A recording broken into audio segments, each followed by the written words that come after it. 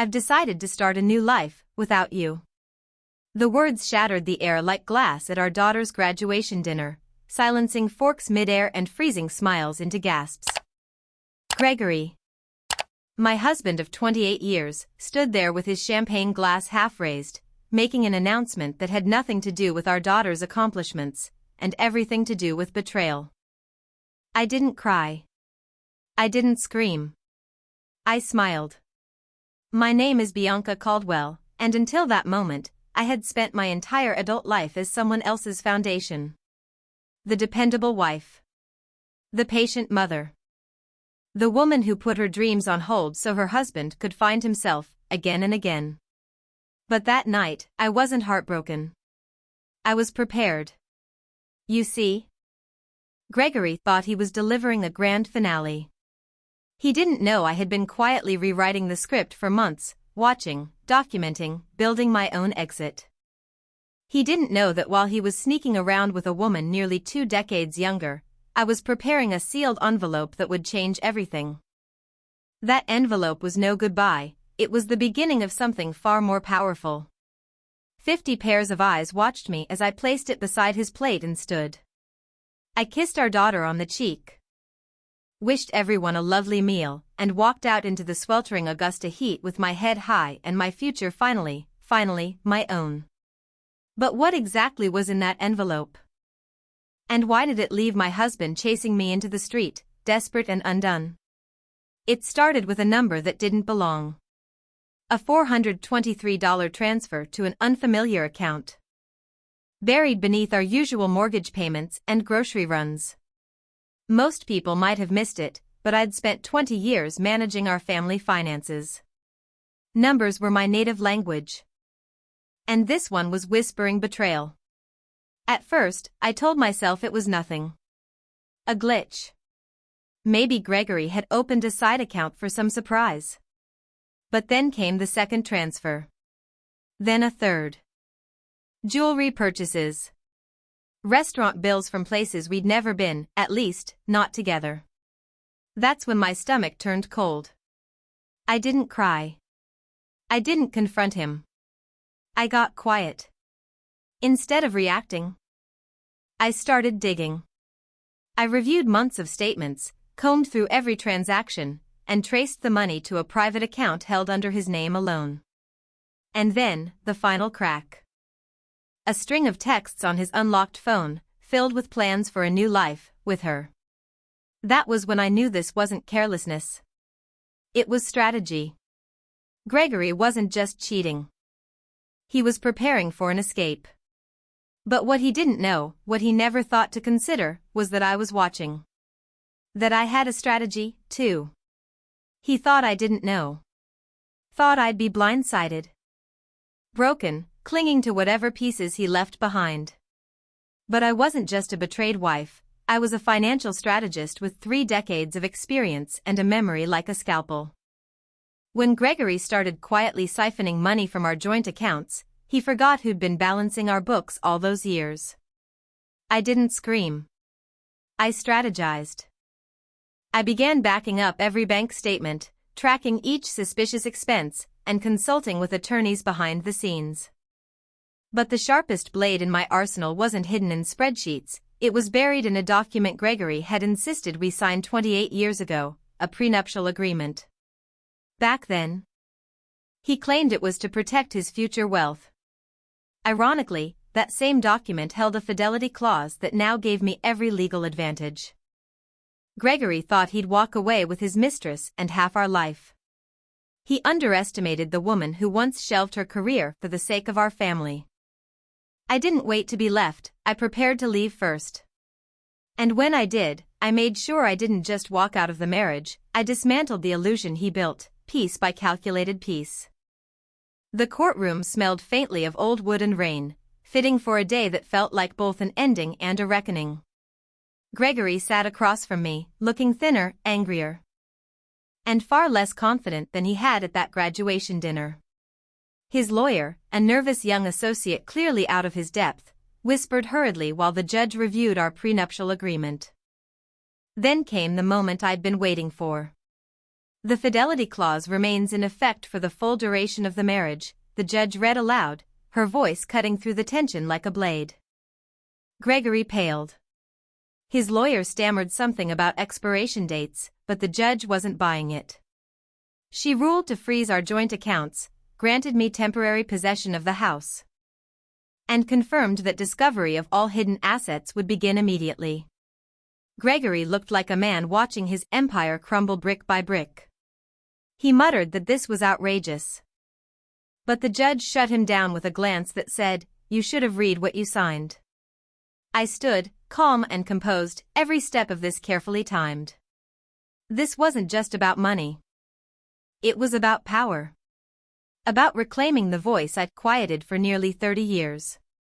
And in that courtroom, I finally spoke loudest, without raising my voice.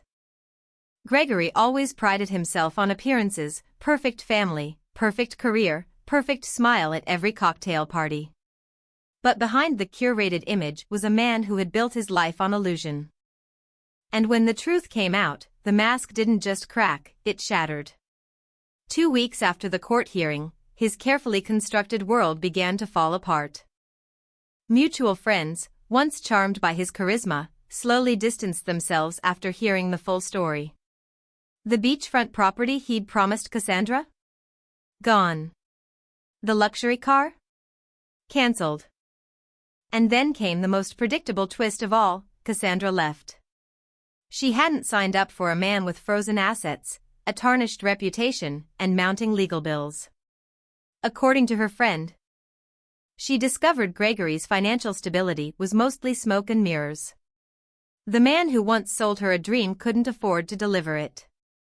Meanwhile, I watched it unfold from a place of peace, not vindictive, just quietly satisfied.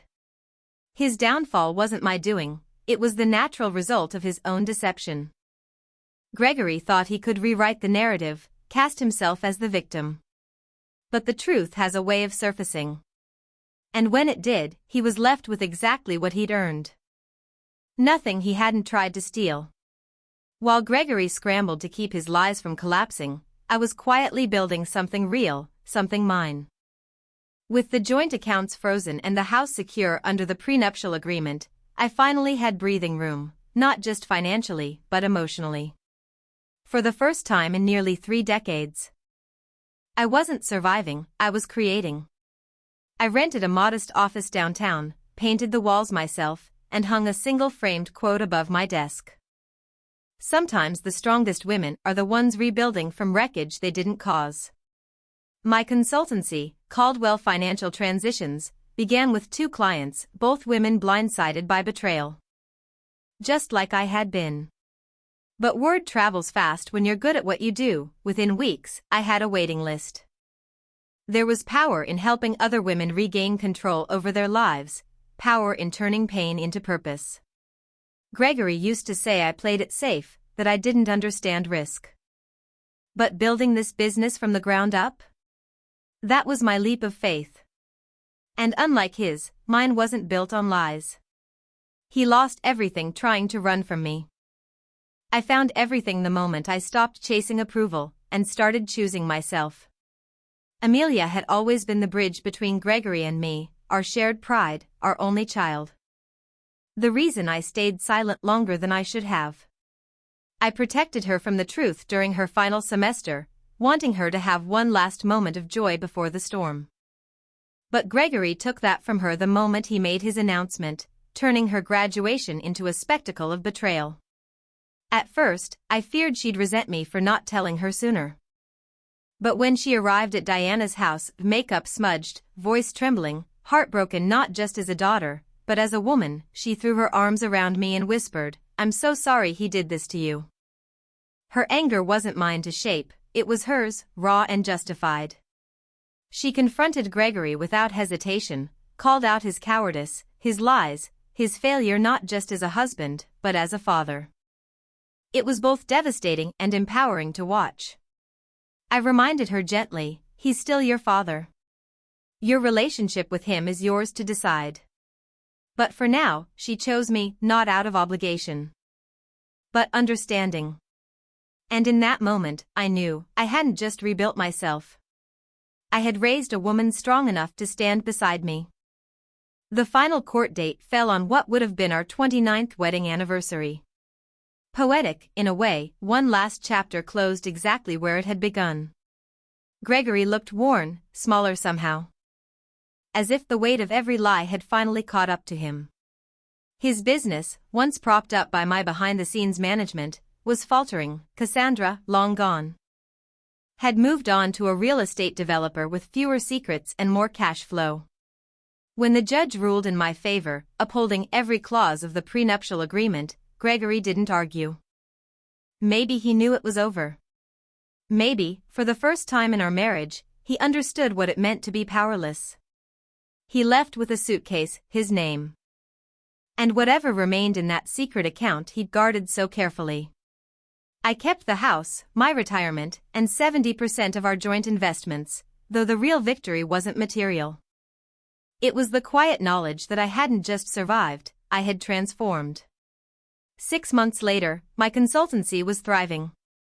I had 2 associates, a growing list of clients, and a newfound purpose. Helping women navigate the kind of storm I once thought would drown me. One afternoon, Amelia visited and said, "You didn't just get revenge, Mom. You got free." She was right. That envelope I handed Gregory wasn't just a legal document. It was my declaration of independence. This wasn't the end of my story, it was the beginning of one where I was no longer someone's wife or someone's shadow. I was finally, undeniably, me.